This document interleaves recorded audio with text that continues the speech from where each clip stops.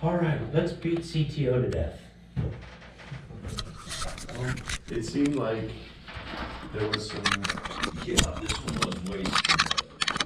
well, I can read what I have, and you guys can pick it apart and decide, if there's stuff you like or you don't like, or throw it out. Let me read what we got. I don't know are you getting the whole comment there, or is it, because I'm looking at, I see yours and I don't think I think that there's a drop down. There's on a this. drop down on Okay, it looks like. so I'll read it real quick, you can read along if you want for what you can. Non-exempt employees may earn compensation at a premium rate in 3 different situations as described below. In no Mine doesn't case, say that.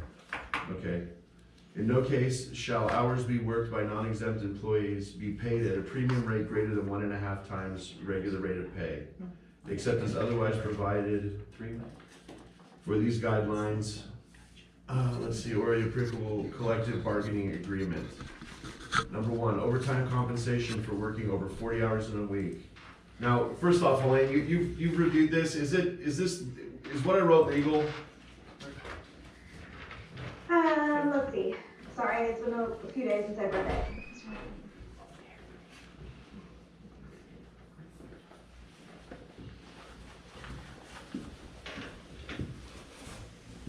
So I don't have may accrue CTO in one of 3 situations or something. Yeah, there's a little arrow on the right. Oh, you're using an Apple, it's not a Word doc? There's like a little drop down that continues the note. Yeah, this is, I can read what I have. go read what you have. Okay, all non-exempt, this is overtime compensation for working over 40 hours in a week. All non-exempt, sorry. Non-exempt employees may accrue compensatory time in lieu of overtime payment only at the discretion of their supervisor and if approved in advance. Compensatory time off shall be accrued at a rate of 1.5 hours of compensatory time for each hour of overtime worked. During the fiscal year of July 1st through June 30th, employees may accrue up to a total of 60 hours of compensatory time. At the end of each fiscal year, employees shall be paid for their accrued compensatory time balance in excess of 20 hours at their then current hourly rate unless the employee elects to carry over all or a portion of his or her accrued compensatory time balance in excess of 20 hours. Carryover comp time, the payment of such accrued compensatory time shall be made on or before July 15th of each year. So my question, Director Parent, is what do you mean by they shall be paid for their accrued comp time in excess of 20 hours? I guess If they have it's just, 60, they can cash out 40. well, I was, what I was thinking is that it's a mandatory cash out unless they request to carry over, and that has to be approved by the general manager. So I guess that number doesn't really have anything to do with anything. I just thought, if it's 20 hours. if it's over 20 hours, then I think, we can make it so that they can get a cash out of that instead of taking the time off in return. So that number can be changed.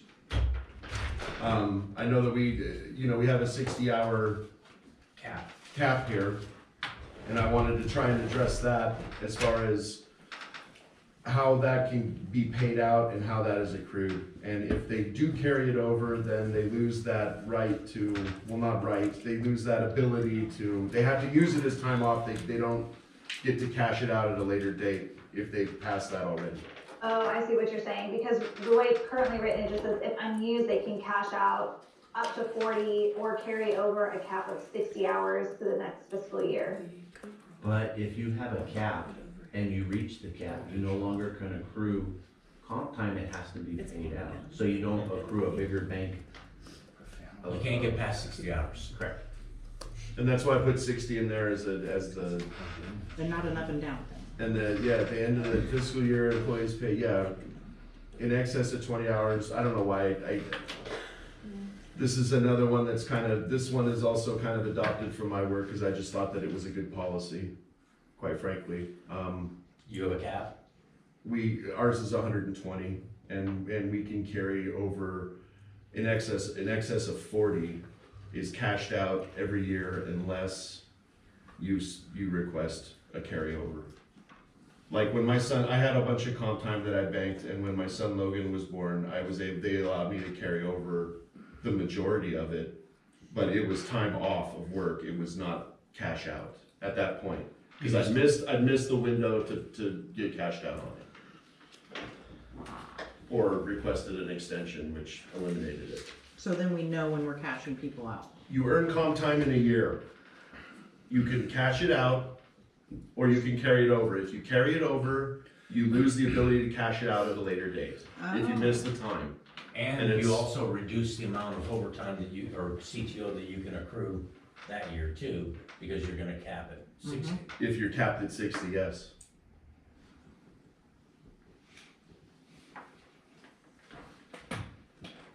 So we actually kind of jumped one that I had some overtime treatment as well. It kind of correlates with the two. I mean, they're right next to each other.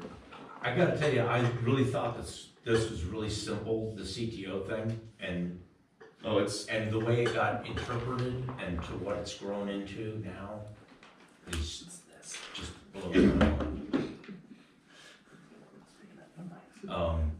Basically, they're the same, aren't they? If unused, non-exempt employees may either cash out up to 40 hours, that's very time, per year, or carry over a cap up to 60 hours. I'm not seeing how they're different, to be honest. I know there's a bunch of language in this. But if you carry in it this over, one section that I don't know why it's in there, but If you carry it over at the cap, you're not gonna accrue any more comp, it will all be paid out. right. And the purpose of having comp is to limit the payout in overtime.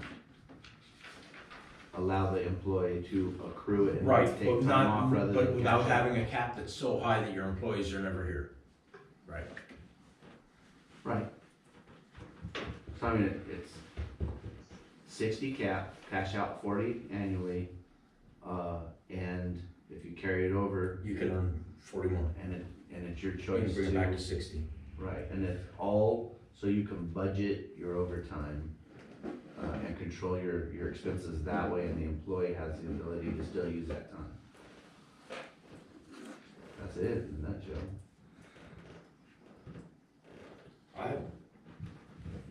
I only recommended it because I thought it was a good perk for the employee.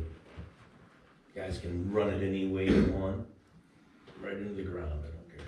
Well, we can't eliminate it, right? Well, no, because, actually you could, because what they've been Well, I mean, doing, there's no requirement to offer comp time if you, there's not. but now that we have it, it's a benefit. What we've been currently doing is not allowing people to get paid cash. No cash out. No, You have to use the no, time. if you're working overtime Saturday, and we're gonna give you compensatory time, we're not paying you, Okay. that's against the law. Well, that's because it's a bank of hour, you've already worked it. And so it's treated No, different than, it's No, treated different I'm than. saying the way that it's been done was, I need you to work Saturday, and you don't have an option of getting a paycheck for the overtime. You're going to be I'd compensated say. in time off, Okay, but you can't do that. no, you can't. You can't Right, override you the can't. almighty eagle. You can give them an option of how to be paid, but you can't take away an option of how to be paid. You can't take away the cash option. Right. The overtime The option. payment Yeah. option. I think Yeah. for right now, the corrections that were made to 3.2.2 clarified a little bit and removed the lack of options to be able to pay overtime or to pay CTO if you work it. This will have to come back eventually. It probably will come back as part of the meet and confer process. Right. I would imagine. So then- However, there is one thing I want to point out, is that in committee, Helene had asked to add the second paragraph, at least I think it was Helene, in 3.2.2 for exempt employees. That's not how the CTO was explained when Tamara and I entered into our contracts. the CTO has a cash value, so requiring us to use it for any time that we're not here between 8:30 and 4:30 or 7 and 3:30. That's a completely different animal. Yeah, well, I'm just saying that that part should be removed. Well, that paragraph? That second paragraph for exempt employees. For example, why? Because you have an employment agreement that already has CTO attached to it. And it says we can use it at our discretion. But in here, it doesn't say that. But this would apply to everyone else except contract employees. No, this is for exempt. It says exempt They put employees an who have, exemption in here into this. who have an employment agreement. So pretty much I can, So either it needs to state somewhere in here that unless otherwise stated in a contract, Okay, so this is the way this is worded. If you're an exempt employee, you don't get overtime, no. but you get a built-in number of hours to compensate you for the ifs and whens you work overtime. So So you don't, the CTO as we know it, where you work overtime and then you get compensated with time off, it doesn't apply to non-exempt employees. sure. So why would we take that out? That's explaining that this is not an option for non-exempt employees, This or is for exempt exempt. employees. what that's Exempt saying that is, at least how I read that saying is that the CTO that was given to me as part of my contract, which has a cash value in my contract, Mhm. is to be used for any time that I'm not here between 7 and 3:30. Alright, So I could work 1,000 hours, and if I leave at 3:30 on Friday, then I have to use a half-hour comp time, which doesn't make any sense. So on board meeting days, we work, 12, 14 hours a day. so what you're before saying I is go if you work 4/10s Monday through Thursday, Then on Friday, I you should should have be to off. then I should Without- have to take 8 hours on Friday with Okay. the CTO. That's So- what this says. Right, so the problem with that is you're needed here on a daily basis. Well, the reality is that no matter where I am or what I'm doing, You're working. I'm We're working. I get that, but aside from that, I think the intent was so that our exempt employees are here 5 days a week. Yeah, and I understand that. But this contradicts what the contract says, Okay. and that's my problem. So that's something Helene needs to fix. I don't think the contract specifies how comp time is supposed to be used, which is why this paragraph was suggested to be added. What does it say? Because my understanding But it's originally of how confu- comp time was supposed to be used for executives was that you were given a bank of extra time off you could take because acknowledging all the extra hours the department has worked, that way they could reduce the amount of comp time they have if they wanted to come in late tomorrow because the board meeting, is gonna go until whatever time, etc. That was my understanding of it. But we have an employee that it affects, and he's confused by the language. Which is why the second paragraph was added. His suggestion is to remove it because his understanding beforehand was that he wasn't required to reduce hours from his comp time bank when he would come in late or leave early. What he's saying This is is a that clarification. the statement says that his comp time has no cash value when, Comp time by definition has a cash value, that's why I No, never of really course it has liked. a cash value, but okay, so let's say I have 120 hours of CTO in my bank. you're in violation of the policy. and we're gonna have Okay, to I have help 60 punish you. hours of We're gonna fire you. CTO. And, I come in, let's say I use it in half-hour increments throughout the entire fiscal year, and I end up with 20 hours left of CTO. That 20 hours left of CTO I can cash out. That was my understanding of why the second paragraph was asked to be added. Can you work with it? Well, I still have a problem with it, just for the record. My opinion is that either it needs to be taken out, or it needs to have a sentence put in there that says, unless otherwise stated in a contract. Because I thought it right did. now, pardon me? I thought it Doesn't did state say that. Mm-mm. No, Oh, can we add that? I have fine with that. Okay, because I So understand done. the point of it, it's done. so there we go. Done. In fact, I find them. We fixed it. What's next? I do have a question on 3.2.2. Oh. Bring it. it seems a little contradictory. It states, an employee may accrue up to 60 hours of CTO per fiscal year, which shall be earned as time and 1/2. It explains an employee works 40 hours, earns 60 hours, since each hour is earned at time and 1/2, but used and paid as straight time. So if they're accruing it at time and 1/2, why are we paying it and using Okay, it? this is how it works. You work an hour overtime, we give you an hour and a half of compensated time off. When you use it, you get an hour and a half off at straight time. So you're, You're still getting your full paycheck and you're not here for that hour and a half. so it's the equivalent, it's the same equivalent, but you can take off an hour and a half. You worked an hour, it went into your bank, you wanna take an hour and a half off on Friday, so now you can take an hour and a half off, but you're not getting And you get paid your straight time pay. time and a half for that, you're getting paid straight time. Like as if you took vacation. It's really quite simple and it's Well, become so complicated. It's just, the way it reads is. I, is- Well, that's I had a why, hard time with it from the start. that's why I wrote it the way I did. Compensatory time shall be accrued at the rate of 1.5 hours of compensatory time for each hour of overtime worked. And then that eliminates the need to say, well, you're gonna get paid straight time for this, cause compensatory time, once it's converted to CTO, is straight time. That's how you pay it. It's hour for hour, not 1.5 for one. And that's, all that's trying to do is spell that out. Right. It's just hard to wrap. It's your mind pretty around. confusing. I'll let it go. I understand what you're saying, but, But this is probably all negotiable stuff anyways.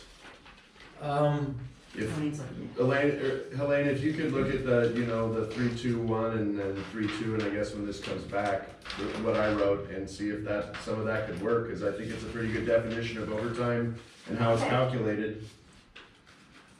okay, Yeah, that's the list. 3.12. Backwards. Next. Point- What what? is it? We're moving to 3.12. Well, we're on 3.3. If anybody else, Oh, then this is messed Oh, up. 3.12 is what he's moving. Oh, I'm to. sorry, 3.12. 3.12. So everybody's okay with 3.4? Oh, yeah, 3-2, or 3-12. 3.12. Did you guys have anything in between? Hold on, 3.43. Oh, yeah. 4 3 3.43. availability, Under,